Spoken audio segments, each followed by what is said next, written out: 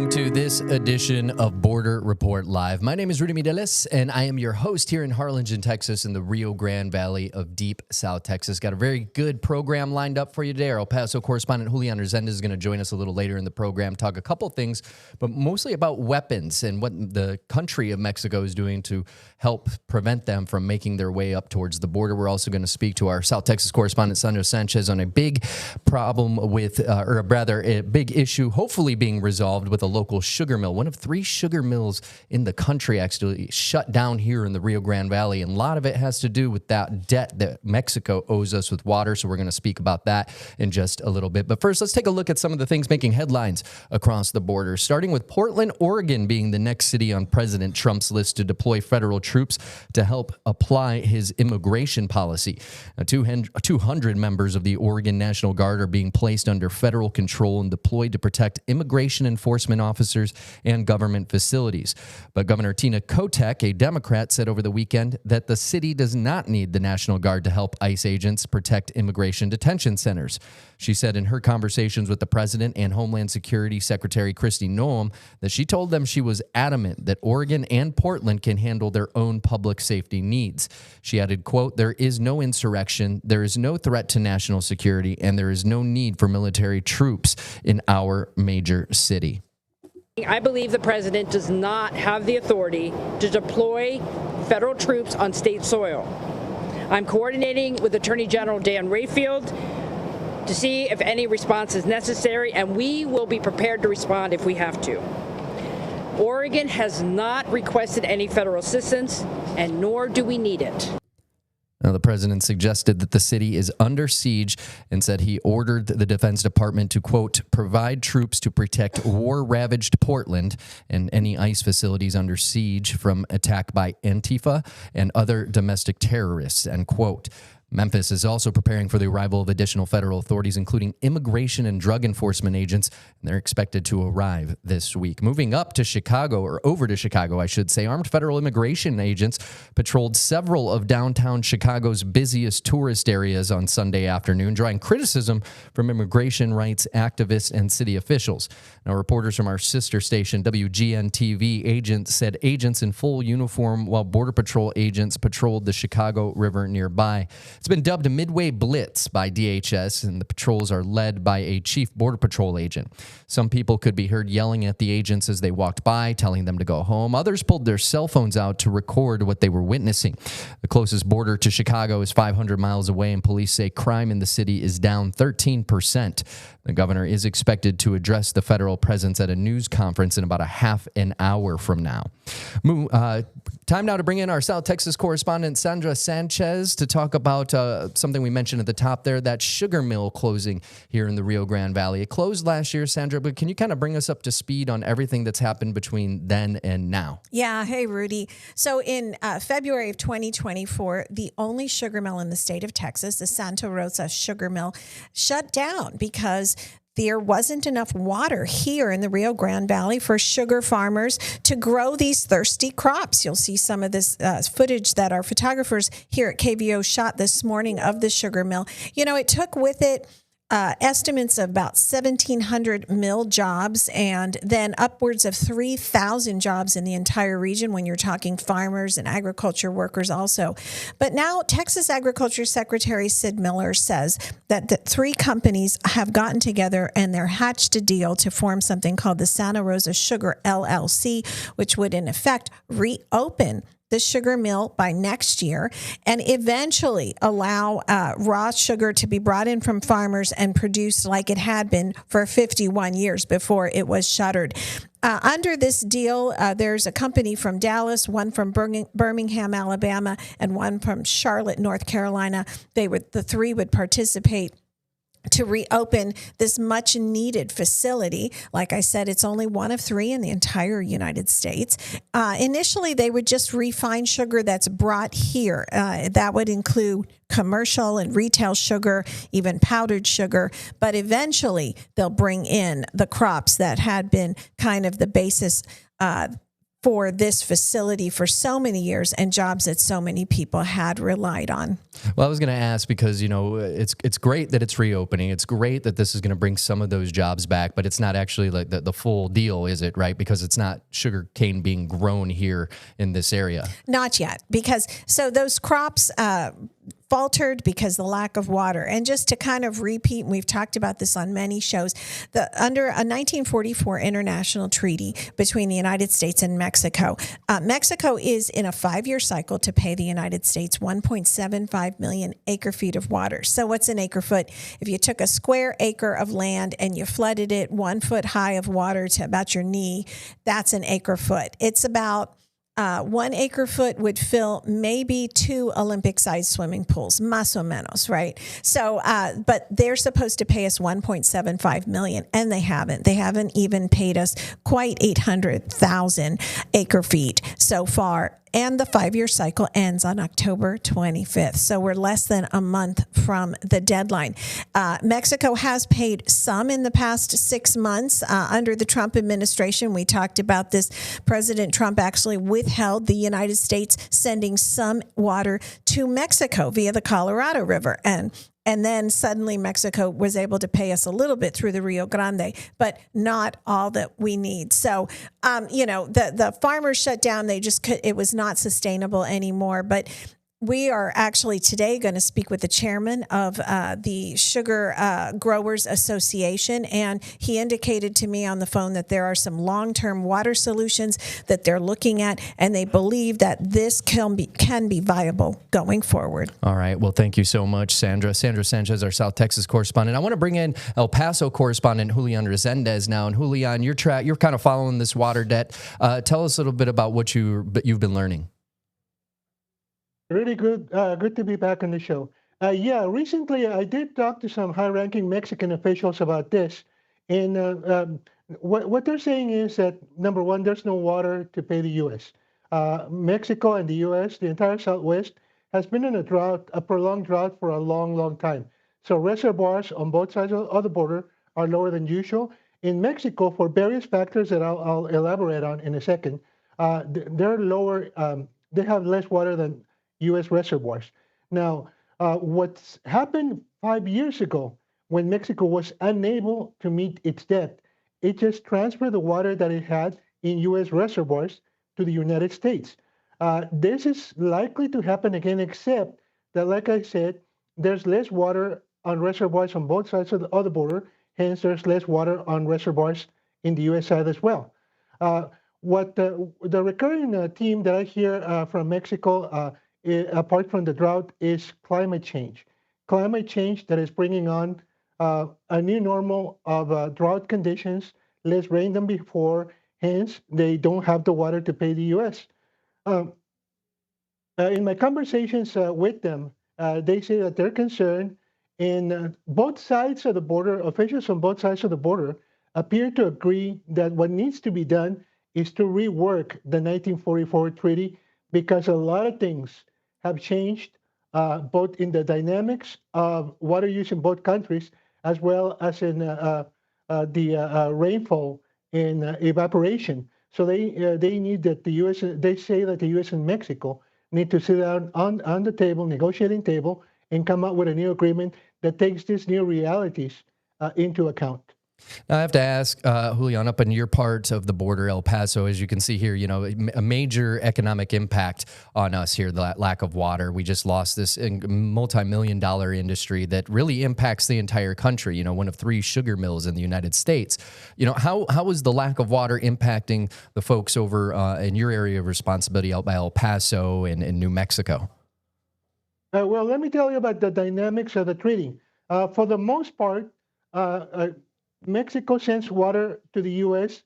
In your neck of the woods. Mm-hmm. For the most part, we send water to Mexico in our neck of the woods. Mm-hmm. I haven't heard of any major impact on farming because our farming here is a lot more limited than out there in the valley.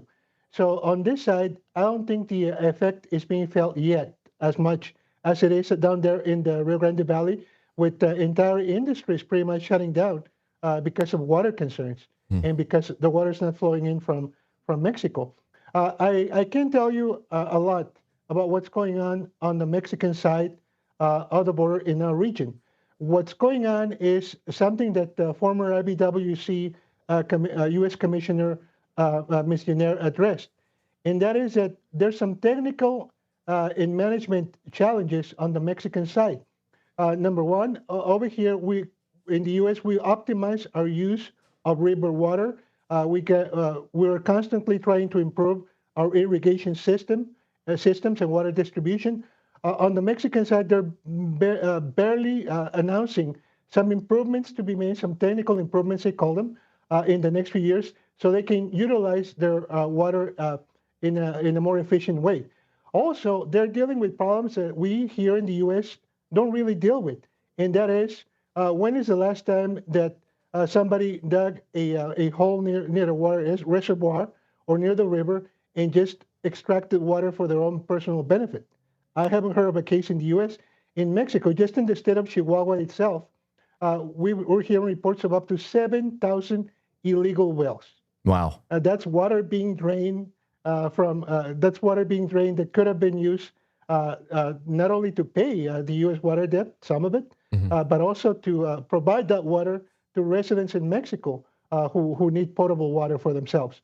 So it's quite a challenge, and the consensus is that there's no way that Mexico is going to be able to deliver the water it owes the U.S. by October 25th. And Rudy, I'm sorry. Sorry, just to dovetail on what Julian was saying about climate change, it affects us here. South Texas, for those watching, it's really hot. We have triple-digit temperatures a majority of the year, and we also don't have the best way of distributing water. We have an open canal system, and sometimes up to 85% of that water will evaporate before it gets to its destination. So when I mention long-term solutions, we're trying to establish some here, desalination of seawater and others, underground piping of water. So the United States doesn't have that fully under control either. Yeah, and just to kind of piggyback a little more on this, we're talking about the sugarcane industry because that was the biggest story that happened right here in the Rio Grande Valley over the last year, almost year and a half now. But there are so many other industries that depend on this water. We're thinking about cattle ranchers as well. And, that's something that impacts, as we said with the screwworm, if the price of beef goes up because, there's high demand and less supply because of something like screwworm, or in this case, we're talking about drought with not enough hay to feed those cattle, that's going to impact, your dinner table all across America, regardless of where you live, whether you're near the border or in the interior, in the Midwest, in Michigan, Iowa, Idaho, states like that. So definitely a big problem that could have big economic impacts down the road. So thank you very much, Sandra and Julian, for your reporting on that. We're going to continue just after the break with our El Paso correspondent, Julian Resendiz, to talk about a new effort in Mexico to stop weapons from coming this way towards the border. Stay with us. Border Report Live is going to be back in about 1 minute.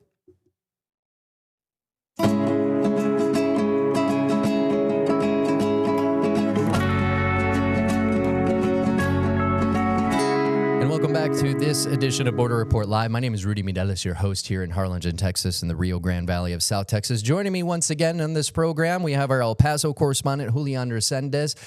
Julian, fill us in on a little bit of the story that you've been working on. Yes, Rudy. The story about U.S.-Mexico relationship is based in three broad topics, and one is trade. We see trade coming in.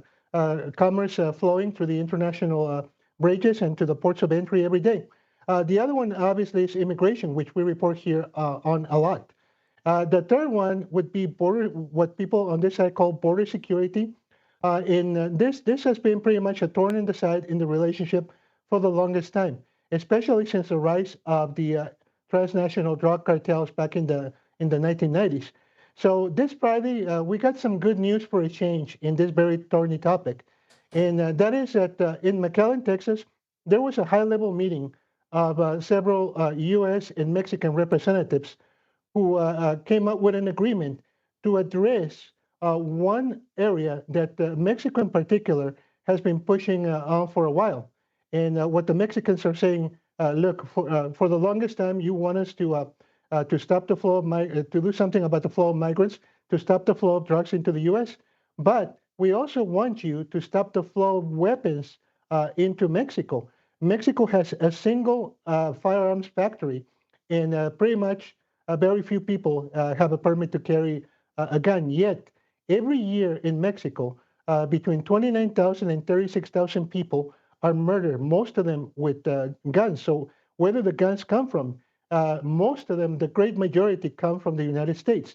So, what happened on Friday is that officials from both sides of the border got together and they came up with a plan to stem the flow of weapons from the U.S. to Mexico. We have word from the president of Mexico about this accord. I hope we can play it. ICE, unmask. What are you afraid of? Words from California. Sorry, a slight technical difficulty there, but I'll get that up for you in just a moment. Yeah, no problem, Rudy. The gist of the accord is that for the first time, Mexico is going to have access to some gun databases in the United States. It's not an open license to look at everybody's gun ownership record, but the two countries are going to build a secure platform where the Mexican government can request from the U.S. to go in and look for particular weapons that were used in Mexico to commit a crime. The Mexicans obviously are going to have the serial numbers. They're going to have the characteristics, the images of the bullets, so they can look in this database and try to figure out where the weapons originally were sold, where they came from, and how they could have possibly entered Mexico and ended up in the hands of the drug cartels. It's a pretty significant accord, and Mexico is really happy about it because, like I said, they always say, well, you're always asking us to do this for you when it comes to border security. Now we're asking you to do this. Now, how do the weapons get from the U.S. to Mexico? Most people who buy a gun, most gun owners are pretty law-abiding. But there's this phenomenon, especially in border states like California, Arizona, New Mexico, and Texas, especially in South Texas, I might add. And it's called straw purchases. And that is some criminal in Mexico or the U.S. contacts an American citizen and gives them money so they can go and purchase a weapon at a gun store or buy it from a friend or whatever. And then when they accumulate sufficient guns, they place them on vehicles. It can be a passenger vehicle, or we've had some cases in which guns and ammunition were coming over from the U.S. to Mexico in passenger buses, in the luggage compartment of passenger buses. So the guns are gathered, they're sent over into Mexico, and here's where this accord is going to come into play. Southbound, what U.S. Customs and Border Protection calls southbound inspections, are relatively rare. That is, we inspect everybody who's coming from Mexico to the U.S., but rarely do we inspect the people who are leaving the U.S. and going into Mexico. This agreement calls for more screening, perhaps not daily screening, but at least some targeted screening of vehicles going into Mexico to make sure they are not carrying either weapons or narcotics. This also affects the national security of Mexico, because some of the weapons that are coming over are not your run-of-the-mill, 6-shooter pistols or even 9mm. There's been documented instances, multiple documented instances of 50 caliber sniper rifles coming into Mexico from the U.S., finding their way into the hands of drug cartels, and these weapons used to target Mexican law enforcement or the Mexican army. There was even an instance of a high caliber weapon that was used to down a Mexican army helicopter in the interior of Mexico. So this is a pretty significant development in the binational relationship when it comes to border security. Now, I was going to ask because, we were talking about this the other day when it comes to drug smuggling. We were talking about the numbers with Mr. David Beer of the Cato Institute about such a high number of American citizens. And as you said, it's American citizens that are, less likely to be stopped, less likely to be inspected coming north of the border. But as you just said, going south of the border, there's rarely any of these stops. How crucial is that going to be for folks? I mean, we'll use the checkpoint, for example. If you want to leave the Rio Grande Valley at about the 100th 100-mile mark from our border with Mexico, you have to stop through a checkpoint, a border patrol checkpoint. But if you're coming this way, back down south, you're just free to cruise 75 miles an hour, which is the speed limit on the expressway there. So how critical is it going to be trying to stop this? And do you foresee any kind of maybe complaints from, Americans who have been, or people who live on this side of the border that have ties to Mexico and cross often, having just another kind of stop along the way? What everybody's saying is that it's going to be critical that there are more inspections for people leaving the U.S. and coming into Mexico. However, it's not going to be feasible to inspect every single vehicle or talk to every single person like it is when people are coming from Mexico to the U.S. And you would get the same result, which is lines, stretching a quarter of a mile, half a mile, in waits of 2-3 hours to get across. So they're going to have to use a lot of technology, a lot of intelligence. And this agreement that was signed, that they came to turn the corner Friday in McAllen, calls for a lot of cooperation, a lot of intelligence sharing on both sides of the border. So maybe this can be more of a targeted approach as opposed to inspecting everybody who's leaving the country, because that's not going to be feasible. Mm-hmm. It's going to affect commerce. It's going to make people angry who are just going to see their mom, their grandma across the border. It's interesting you mentioned there, a lot of sharing of intelligence between the two countries. We know that in the past, Mexico really, really cares about their sovereignty. Nobody wants to look like they're a puppet for the United States in a very proud country like that. Has there been any talk about any sovereignty issues amongst people about under this new accord? Well, yeah, as a matter of fact, the president of Mexico addressed this accord on Saturday when she made a stop in Mazatlan, in the Pacific resort Mexican town of Mazatlan. Mm-hmm. She emphasized, we might even have the image from that speech. She emphasized, quote, they are going to do this on their soil. They are going to do this not in Mexico, but in the U.S. So definitely she is very watchful of telling Mexicans, no, we're not compromising our independence. We're not being subservient to the U.S. This is for the benefit of Mexico, and this is something that the U.S. is going to do and that we wish they would have done a long time ago. Now, I do have to ask, because if you cross into Mexico, as people know, you can get stopped for a secondary inspection by their customs services, just like you can coming back. Was there any talk about maybe an increased inspection rate for cars coming from north of the border to support this on their side as well? Not yet, Rudy. This was the first meeting last Friday of this new working binational group of officials. Mm-hmm. So they have not gotten down to the details. But now that you mention it, I will have to mention that unlike in the U.S., where if you have a permit, you can carry a concealed weapon. Mm-hmm. There's a lot of states where you can openly carry a gun. Mm-hmm. They're called open carry states. In Mexico, no, you cannot carry a gun. And the penalties are very severe. It's not an infraction. It's not a fine. You go straight to jail, and it's going to be very difficult and very expensive to get out of that charge. Even if it was accidental, mm-hmm. even if you just had your hunting rifle in your truck or your concealed weapon, and you just happen to go visit a relative mm-hmm. in Mexico. Yeah, we've heard stories of that over here in Brownsville, going over to Matamoros. So there's big signs when you get to Gateway International Bridge in downtown Brownsville. It's a check your car for firearms and ammunition, because they do not play if you get caught with that over the border. Thank you so much. Go ahead. The signs say penalty, prison. Yes, sir. Yes, they do. Well, thank you so much for your reporting today, Julian. We appreciate it. Julian Resendez, our El Paso correspondent. Stay with us, because Border Report Live is back in 1 minute.